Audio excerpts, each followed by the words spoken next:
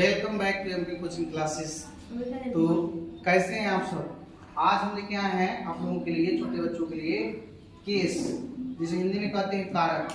हिंदी में तो कारक बहुत अधिक होते हैं, 8 प्रकार के होते हैं, लेकिन इंग्लिश में कारक जो होते हैं वो 3 ही प्रकार के पढ़ाया जाता है आप लोगों को। तो कारक किसे कहते हैं? संज्ञा या सर्वनाम का वह है जो वाक्य में उसके कार्य को दर्शाता है। संज्ञा या सर्वनाम का वह रूप, यहाँ पे रूप होना चाहिए। संज्ञा और सर्वनाम का वह रूप जो वाक्य में उसके कार्य को दर्शाता है, कारक कहलाता है। यह 3 प्रकार के होते हैं। पहला होता है कर्ता कारक, दूसरा होता है कर्म कारक, तीसरा होता है अधिकार कारक। इंग्लिश में कहते हैं nominative case, objective case, possessive case. तो कर्ता कारक क्या होते हैं? तो वाक्य में किसी संज्ञा को कर्ता के रूप में प्रयोग किए जाते हैं तो कर्ता कारक कहलाता है।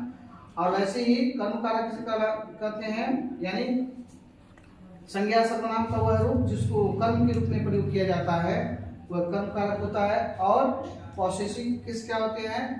संज्ञा सर्वनाम का वह रूप जो अधिकार दिखाने के लिए प्रयोग किया जाता है, पॉसेसिव केस कहलाता है।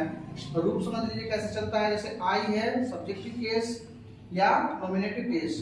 आई उसका ऑब्जेक्टिव केस होता है मी, उसका पॉसेसिव केस होता है माई, यानी आई मी माई। ऐसे बी का होता है अस आवर या आवर्स, यू का यू योर या योर्स, ही का हिम हिज, सी का हर हर्स। ऐसे दे का सब्जेक्टिव केस दे है, ऑब्जेक्टिव केस होता है क्या? देम। ऐसे ही पॉसेसिव केस होता है देयर या देयर्स भी कर सकते हैं, देयर्स।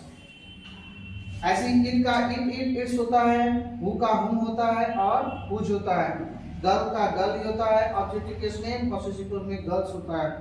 गर्ल्स का गर्ल्स ही होता है, पॉसेसिव में गर्ल्स। इस तरह का वीडियो देखने के लिए चैनल को सब्सक्राइब कीजिए, लाइक कीजिए, शेयर कीजिए। Bye my dear students.